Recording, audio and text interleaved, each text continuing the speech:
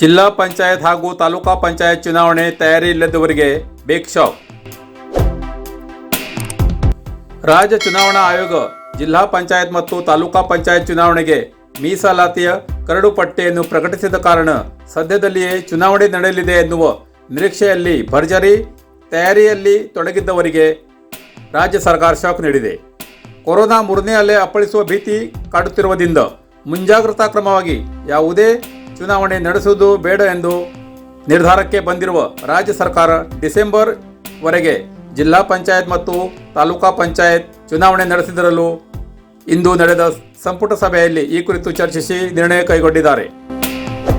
ಮುಖ್ಯಮಂತ್ರಿ ಬಿಎಸ್ ಯಡಿಯೂರಪ್ಪ ನೇತೃತ್ವದಲ್ಲಿ ನಡೆದ ಸಚಿವ ಸಂಪುಟ ಸಭೆಯ ನಂತರ ಗೃಹ ಸಚಿವ ಬಸವರಾಜ ಬೊಮ್ಮಾಯಿ ಅವರು ಈ ಬಗ್ಗೆ ಮಾಹಿತಿ ನೀಡಿದ್ದಾರೆ.